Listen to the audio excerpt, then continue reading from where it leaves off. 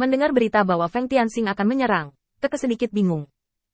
Tuan Feng, langit cerah sekarang. Bukankah agak berisiko bagi kita untuk menyerang?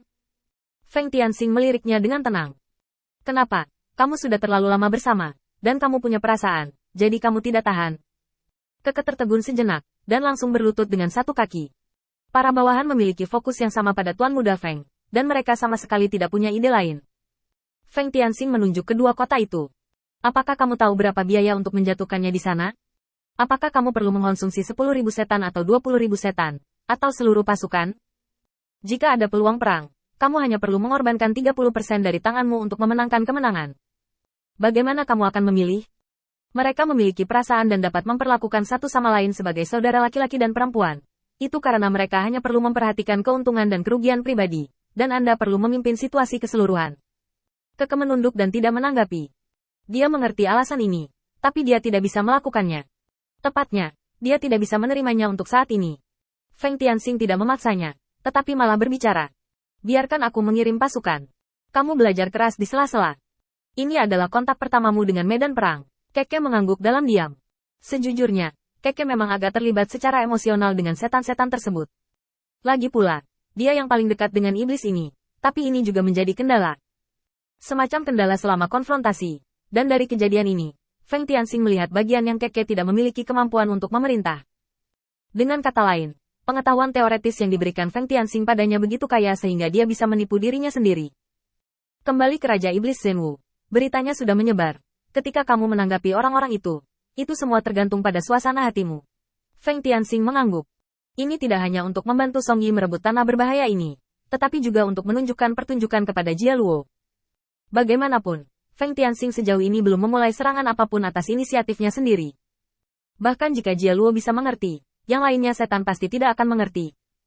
Jia Luo mengirim orang untuk mendesaknya pergi berperang beberapa kali, yang pada dasarnya mendorong reputasi dan reputasinya sendiri sambil mendesak dirinya sendiri. Ini semua adalah cara kecil, dan tidak akan menunjukkan efek apapun dalam waktu singkat, tetapi dalam jangka panjang, cukup fatal. Untuk memecahkan situasi ini, itu tergantung pada efek dari pertempuran saat ini. Dengan gemuruh di kejauhan, Feng Tianxing samar-samar melihat penampilan Song Yi di sisi lain depresi, dan anak buahnya bergegas menuju kota di kedua sisi seperti belalang yang tak terhitung jumlahnya. Bertarung di kedua sisi pada saat yang sama. Ini adalah kepercayaan Song Yi pada kekuatannya dan bawahannya, menyisakan sedikit ruang di tengah kedua pasukan untuk mengisi tenaga. Suara teriakan dan pembunuhan menggemparkan dunia. Setan dalam depresi masih tidak melakukan perubahan apapun, tetap bertahan di garis pertahanan, tidak tergerak. Feng Tianxing melihat kedua kota di bawah pasukannya dan memerintahkan. Dengar semuanya, penempatan sebelum pertempuran ini adalah sebagai berikut. Kakyu memimpin 100 iblis elit, dan mencoba yang terbaik untuk memblokir dukungan dari kota yang tepat. Barisan depan iblis yang dibentuk beberapa hari yang lalu menyerang kota kiri terlebih dahulu, dan sisanya setan berbaris menurut eselon. Satu setelah ada pesanan, itu akan ditambahkan. Setelah barisan depan menyerang kota, segera bersihkan kota, coba temukan jalan rahasia sebanyak mungkin. Temukan lokasi jalan rahasia dan blokir, ini tugasmu. Setelah serangan itu, iblis yang tersisa dapat pergi ke depresi untuk mengendalikan iblis yang tersisa. Setelah pengaturan ini, Feng Tianxing tidak mengatakan sepatah kata pun tentang setan kuat yang duduk di sini, karena dia tahu betul bahwa sekarang dia mengatakannya, setan ini tidak akan berani naik lagi. Jika mereka menunggu sampai mereka bertarung, mereka tidak akan bisa mundur, dan tentu saja mereka tidak akan mundur lagi. Setelah beberapa pengaturan, tentara menjadi tenang kembali. Dan setan-setan di kota terus berpatroli. Meskipun Song Yi sudah mulai menggunakan suara genderang sebagai sinyal untuk bertanya kepada Feng Tianxing bagaimana situasinya, Feng Tianxing tetap tidak bergeming. Dia harus menunggu. Anak buahnya tidak memiliki jumlah Song Yi yang menakutkan, jadi tentu saja tidak mungkin menggunakan taktik kerumunan untuk menduduki tempat ini secara paksa. Yang terpenting, menyerang sekarang paling banyak akan menempatkan iblis dalam depresi ke dalam situasi yang paling sulit untuk dihadapi. Seharusnya kami sudah siap. Pertahanan yang direncanakan sebelumnya adalah yang paling sulit dikalahkan, dan Feng Tianxing perlu menemukan kesempatan untuk mengejutkannya. Seiring waktu berlalu, sudah ada segunung mayat dan lautan darah di sisi Song Yi. Teriakan pembunuhan berangsur-angsur mereda, dan Feng Tianxing masih tidak bergerak. Kesadaran langsung mengirimkan transmisi suara ke Song Yi, memintanya untuk menghentikan serangan. Tidak lama kemudian, serangan Song tak berhenti. Feng Tianxing dengan cepat mengamati perubahan di medan perang, dan tentara yang berpatroli berubah lagi. Alis Feng Tianxing yang terkunci rapat tiba-tiba mengendur. Karena dia melihat ada sedikit darah di tubuh iblis di kota. Tidak ada serangan di pihak saya, dan sumber darah hanya bisa menjadi medan perang di pihak Song Yi. Artinya, keempat kota ini pada dasarnya bukanlah 4, tetapi sebuah benteng besar. Setelah mengetahui hal ini, Feng Tianxing langsung mengiringkan suaranya. Song Yi menunggu setengah saat sebelum menyerang. Aku ingin mengganggu ritme perlawanan mereka.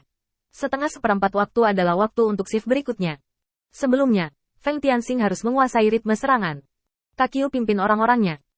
Barisan depan ikuti aku. Dua klan iblis tiba-tiba muncul, dan melancarkan serangan baru di sini. Raungan dan teriakan terdengar lagi. Kali ini klan iblis di kota panik.